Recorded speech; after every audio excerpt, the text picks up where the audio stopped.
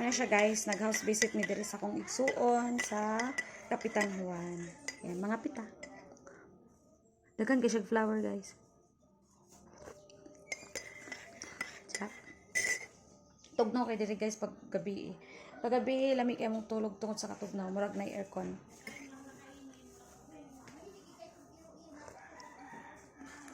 So kamulo ko na nga pi guys. Naantay mo sulod na ulaw siya kay istorya na akong kamera. So, guys, mag-tour ko karon sa sulod sa balay ni ate. Oh. Si mama. Mura ko. Ko pa naman. So, guys, istoryahan ta mo tapos si mama ang gatubaga. Ayan, kasama ko si Tanye. Baby pa ba yan? Binata. Binata yan ay. So, human ako nag-tour dito sa gawas, guys, sa mga flowers ni ate. Mag-tour sa sulod siyang balay. Si Papa dyan. Cute kayong balay sa akong ate, guys. Proud kay ko kay dili ko inana, guys, ka-artist akong magulang. Ayun, guys, dagan kay siya flowers. Sa sulod siyang balay, ma-amaze food ta. Ako mismo. I-video gyapon ako to yung mama.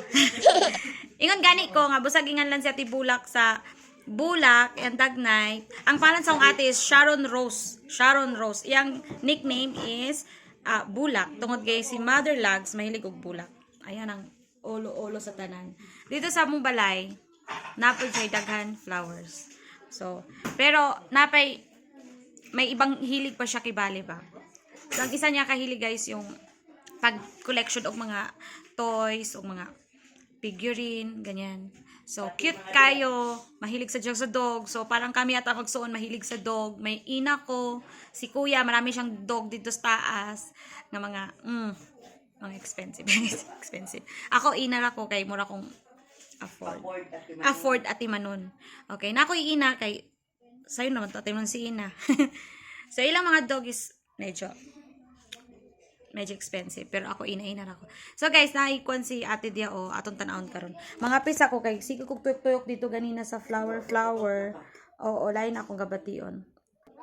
Kabulog ko kako nakapangapi.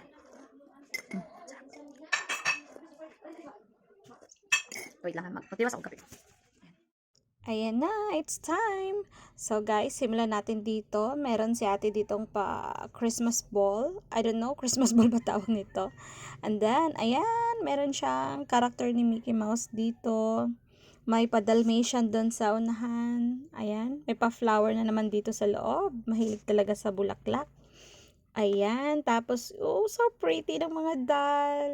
Ang gaganda ng damit nila. Tapos may monkey nakapang summer look siya dun sa taas. Ayan, picture ng mga pamangkin ko, Bless and Bunso. Ayan guys, pag nandito ako sa house ng ate ko, feeling ko bumabalik ako sa pagkabata.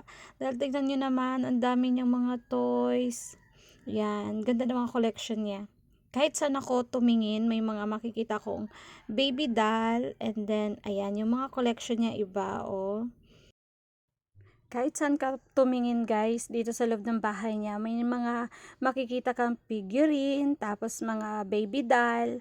Ayan. Sobrang nice ng house niya guys. Ayan.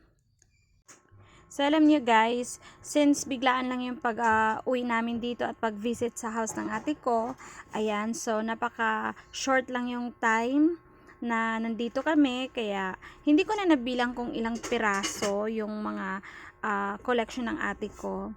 Pero kahit ganun pa man, I'm so happy kasi mayroon akong pagkakataon na makita at saka ma-video yung kanyang mga collection. Ayun, nakikita niyo yung ate ko nandun sa likod.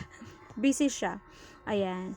So, ayan, guys, thanks for watching pala ha. And then, salamat sa suporta, sa mga subscriber ko. Salamat. And then, that's all for today's video. I hope next time ulit magkita-kita tayo for another videos. Ayan. Bye for now, guys. Love lots.